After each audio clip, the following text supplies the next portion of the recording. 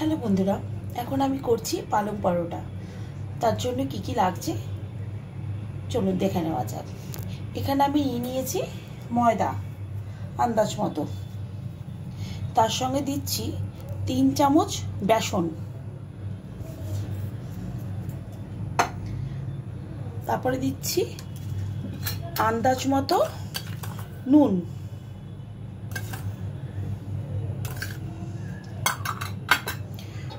তারপরে দিচ্ছি একটু জিরে গুঁড়ো,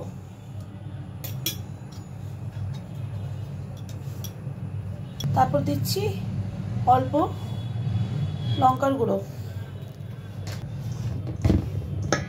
তারপর একটু মাখিয়ে নিলাম। এবারে এখানে অল্প পরিমাণে একটু তেল দিয়ে দিলাম, যেহেতু পরোটা করব।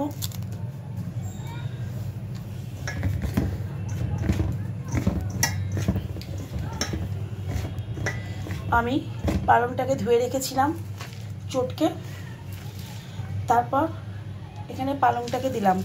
আমি এটাকে মিক্সার গ্রাইন্ডারে পেস্ট করে দিতে পারতাম, তার থেকে এরকম খেতে বেশি ভালো লাগে। এবার দেবো, এরপরে অল্প পরিমাণে দিচ্ছি ধনে পাতা টেস্ট আসার জন্য। এরপর এটাকে ভালো করে চটকে চটকে মাখবো। তারপরে যতটুকু প্রয়োজন জল সেটুকুই দেব।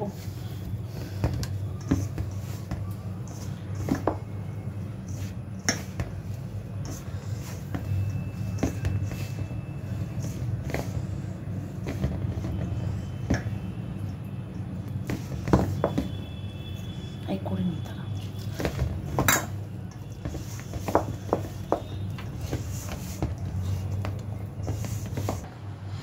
এখানে আটা মাখা হয়ে গেছে, এর উপর দেবো একটুখানি সাদা তেল।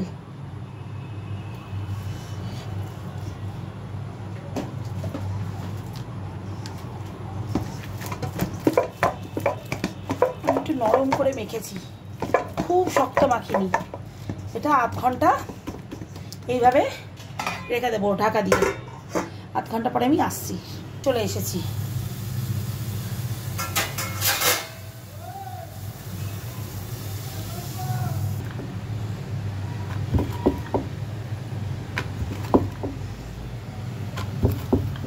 এখানে করেছি একটা চৌকো পরোটা, কি করে বেলছি সেটা আপনাদের দেখিয়ে দিচ্ছি।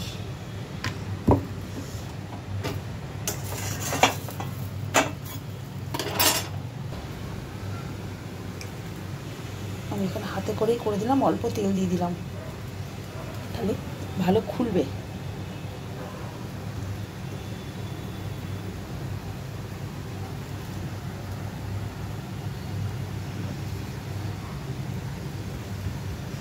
এরপর ওপর থেকে একটু ময়দা ছড়িয়ে দেবো। আপনারা আটাও করতে পারেন, আমি একটু ময়দা দিয়ে করলাম।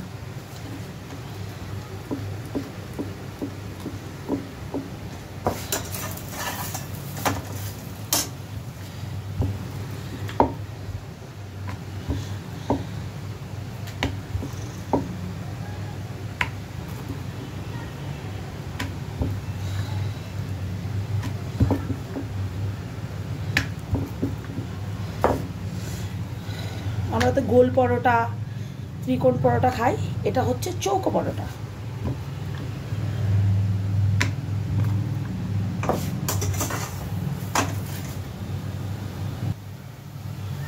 এখানে আরেকটা পরোটা রেডি। এখানে অলরেডি একটা থালায় আগেই করে ফেলেছিলাম। এই পরোটাটা ভীষণ ভালো হয় খেতে, আমি বাড়িতে প্রায় বানাই, আপনারাও বানাতে পারেন।